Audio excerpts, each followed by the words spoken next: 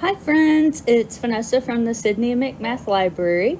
You may have seen our new fish tank set up in the library, so I thought we could go on a field trip and I would take you to the store where we bought our fish. This is the fish tank located on 400 North Bowman Road. They have both salt and freshwater fish. Saltwater fish live in seas and the ocean. Freshwater fish live in lakes, rivers, ponds, and streams. This is their 240-gallon saltwater display aquarium.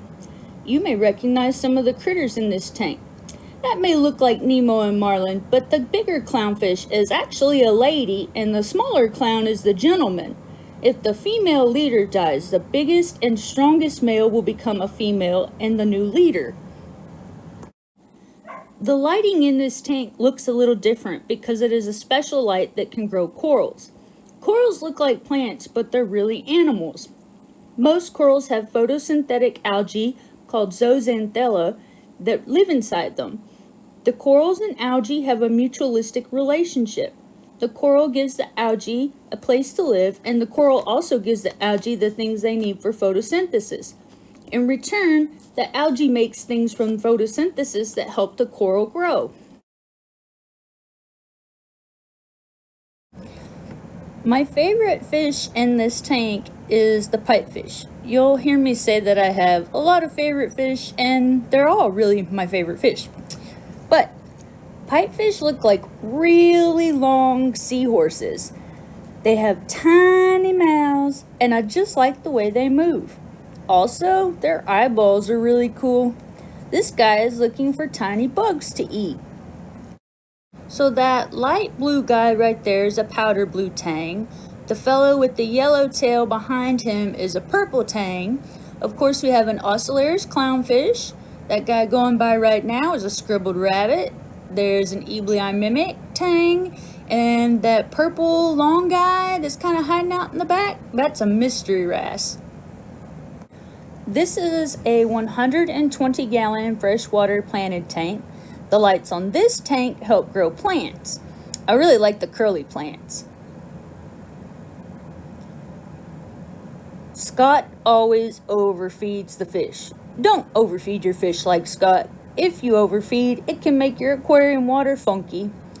The red and blue fish are cardinal tetras. Tetras are schooling fish, which means they like to be in big groups. For home aquaria, a school is normally 6 or more, but in the wild, schools of fish are pretty big, like with hundreds or even thousands of fish. These are Corydoras catfish. They're also a schooling fish. They eat food on the bottom of the tank, and they also like friends. Oh, look at the black guy in the back. That's a bristlenose pleco. Can you tell me why he's called a bristlenose? I love his face. This tank even has plants that grow above the water. There is actually a Venus flytrap in there. Can you see it? The right side of the store is freshwater. We have planted tanks here. Lots and different kinds of plants. And then this is where all the freshwater fish and freshwater inverts are kept.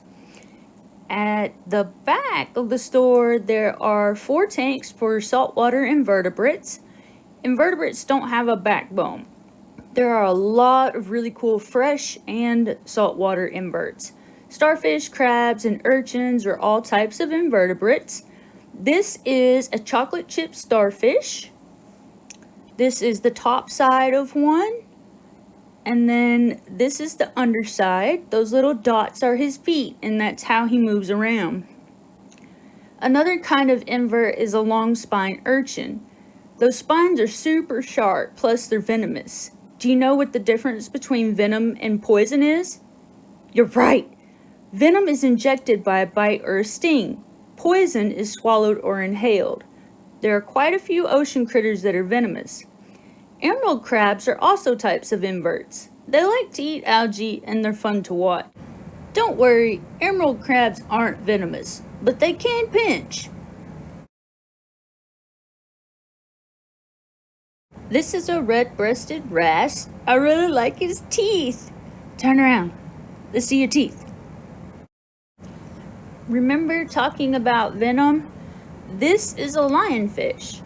Some of his spines are venomous. He is a predator and has a huge mouth. They're actually hunted for bounty in some places because they're considered invasive. Don't worry, this guy's dinner is frozen, not live. Here we have another example of a symbiotic relationship. This is a pistol shrimp and goby pair. These guys are a team. The shrimp digs out a home for both of them and is an excellent architect. The shrimp are thought to have poor eyesight, so the goby keeps an eye out for them both.